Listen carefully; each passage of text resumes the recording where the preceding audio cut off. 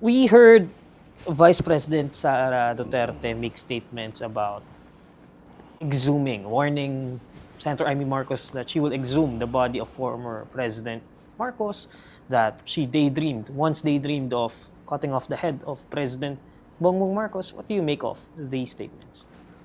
I think it's a very bad example because what we need, what we must practice would be to respect, first of all, the presidency, who, no matter who the president is, and we've done that. My party and I have done that all these years.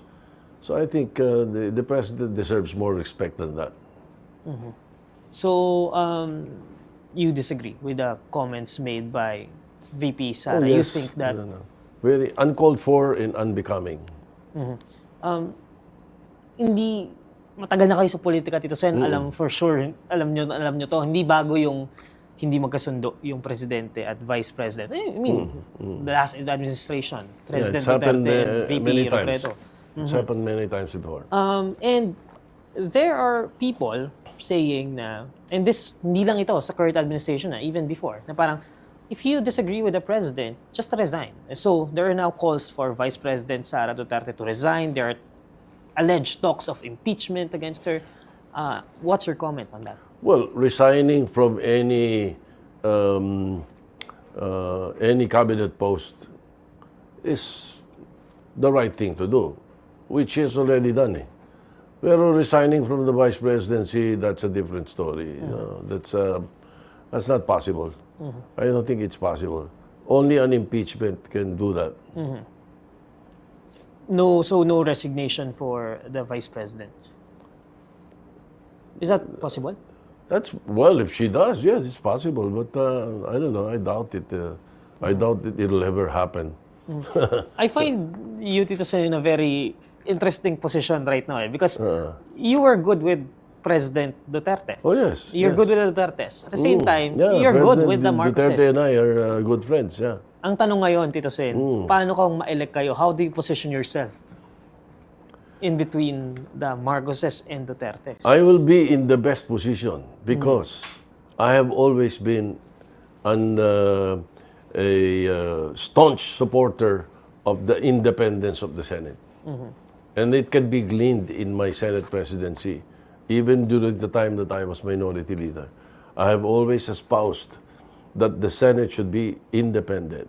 It is the last bastion of democracy, as we call it. Always. The House of Representatives can be convinced by the President in so many other ways and so many means. But the Senate, it is, as far as I'm concerned, as long as the people elect the right people, we will remain independent. It was always be, if I will be back in the Senate, as I said, I will be in the best position because I will always be independent. You will push for an independent Always Senate. independent Senate.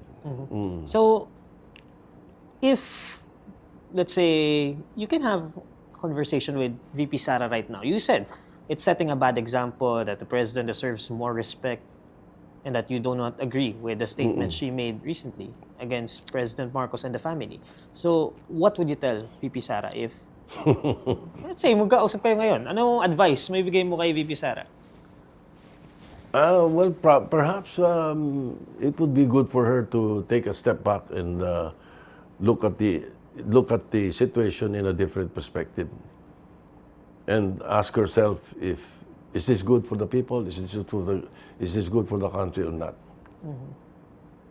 So, what's the best way to move forward from this, Tito Sen? Well, if the best way is for the president to just continue doing a good job, and execute the job description given to a president. Kasi ang sinasabi, Do not be what do you call that?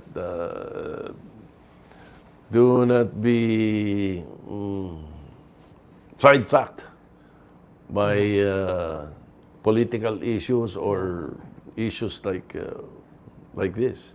Because the narrative right now is, na sinasabi, is that the House probe, that itong budget issue, slashing the budget of the OVP, are targeted attacks against VP Sara and the family. Well, you can say targeted attacks kung hindi totoo. Parang demolition job pa nga yung ginamit na term. Demolition job kung hindi totoo. The question is, totoo ba? Totoo bang mayroong 125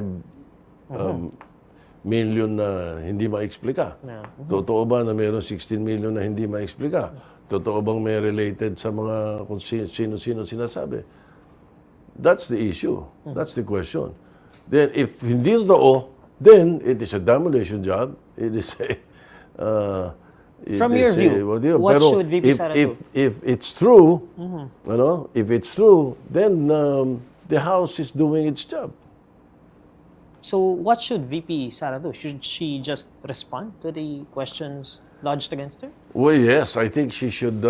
If she has everything, if she has the explanation, she should explain. You worked with President Duterte and sabi nyo nga, you're friends with President Duterte even back in the, parang, kasi 90s pa. 1988. 1988, because when I was vice mayor, I was sitting at the Governor's Council. My my vice president for Mindanao was his vice mayor. So, Anong time nakikita na kami, kayo? Boy Zunio. And then during that time, President Duterte also was already into fighting illegal drugs during that time. That's why nagkasundo kami.